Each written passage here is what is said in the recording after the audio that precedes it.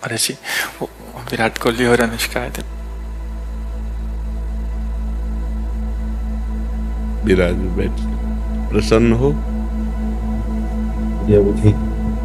हाँ, नहीं, ठीक ही रहना चाहिए। हम आपको अपने प्रभु का विधान बताते हैं थोड़ा सा। जब प्रभु किसी पर कृपा करते हैं, ये वैभव मिलना कृपा नहीं है, ये पुण्य है। पुण्य से एक घोर पापी को भी बहुत, देखो, पाप करके भी उनका कोई पुण्य है जिससे वो सुकृत पूर्व के सुकृतवश चल रहे हैं, नया पाप है। ये वैभव बढ़ना या यश बढ़ना, ये भगवान की कृपा नहीं मानी जाती। भगवान की कृपा मानी जाती है अंदर का चिंतन बदलना, जिससे आपके अनंत जन्मों के संस्कार भस्म होकर और अगला जो है वो बड़ा उत्तम होगा।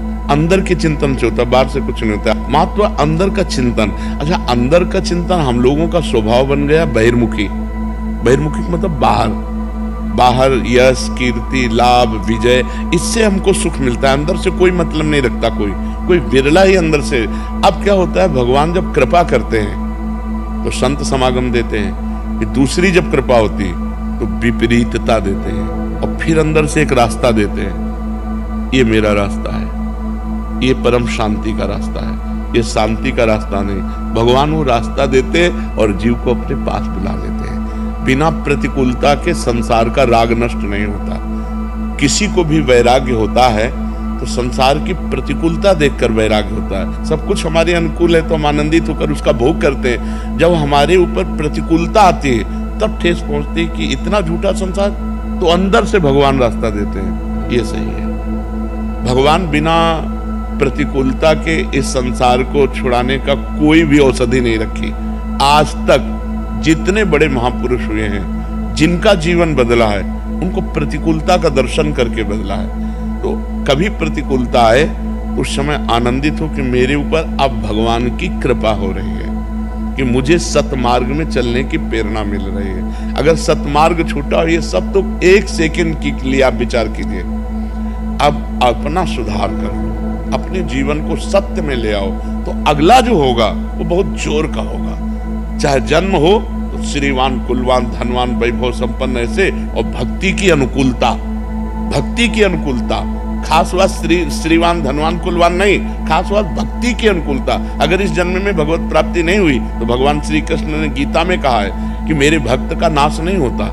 मैं कुलवान, धनवान, श्रीवानों के कुल में जन्म देता हूँ और फिर पुनः भक्ति का माहौल देता हूँ, और पूर्व का जो भजन छूटा हुआ वहीं से उसको। अब बिल्कुल ऐसे ही रहो जैसे रह रहे हो, बिल्कुल संसारिक बन करके रहो, लेकिन अंदर का चिंतन आपका बदल जाए। अंदर के चिंतन में आपकी यश की भावना न रह जाए, अंदर के चिंतन में आपको धन बढ़ाने की भावना न रह जाए। अंदर का चिंतन हो जाए, प्रभु बहुत जन्म व्यतीत हो गए, अब एक बार आपसे मिलना चाहती हूँ, एक बार आपसे मिलना चाहते हैं प्रभु, मुझे आप चाहिए, अब संसार नहीं। तो बात बन जाएगी, तो बात बन जाएगी। तो इसलिए आनंद पूर्वक भगवान का नाम जप करो, बिल्कुल चिंता मत करो। बाबा, क्या नाम जप से हो जाएगा पूरा? ये हम अपने जीवन का अनुभव बताते हैं। सांख्य योग और अष्टांग योग और कर्म योग और भक्ति योग, चारों योगों में प्रवेश रहा है। पहले हम सन्यासी रहे 20 वर्ष सन्यासी रहे काशी विश्वनाथ जी। तो हम सांख्य योग, अष्टांग योग, जो अष्टांग योग है ना, अष्टांग योग, कर्म योग, इन तीनों को अच्छी प्रकार जान करके और फिर भक्ति योग में आए हैं। स्वयं भगवान शंकर से बढ़कर कोई ज्ञानी तो नहीं ना, सनकादि से बढ़कर कोई ज्ञानी नहीं। वो हरिशरणम सनकादि हर समय जपते रहते हैं। भगवान शिव राम राम राम राम राम राम जपते रहते हैं। हम वृंदावनवासी प्रिया प्रीतम के उपासी, तो जो राम में राह है वही राह है, जो धा है ये रस देने वाली वस्तु है। तो हम राधा राधा राधा राधा, मतलब आप ये समझो कि हमारी इतनी तार्किक बुद्धि रही, हमारी श्रद्धालु बुद्धि नहीं रही। सन्यासी की जो बुद्धि होती है वो तर्क प्रधान होती, कसौटी पर कसने पर।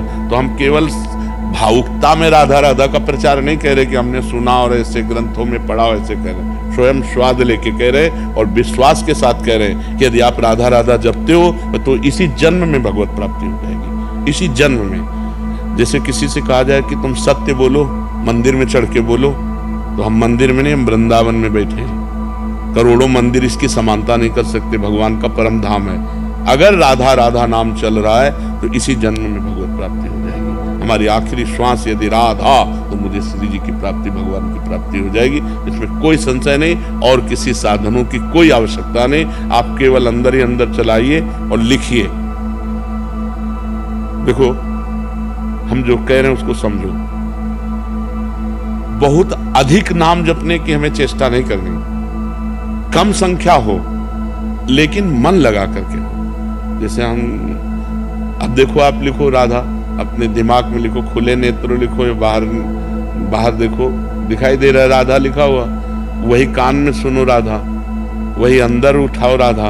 ये तीनों का एकाकार हो जाए तो ये करोड़ों नाम जप के बराबर है।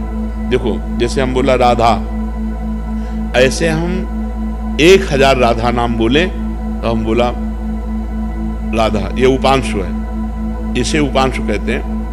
राधा राधा राधा राधा 1000 बार, ये उपांशु हुआ।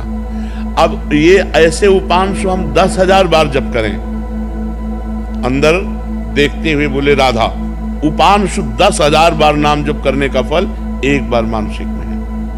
इतना बड़ा फल है ये। ऐसे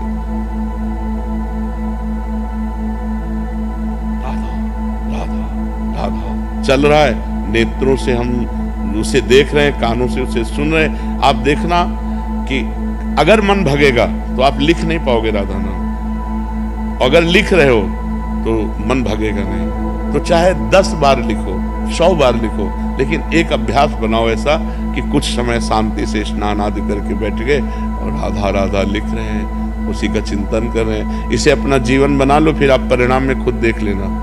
कोई घाटे का सौदा तो है नहीं, ठीक है। सखी को दे दे ठाकुर से भी के,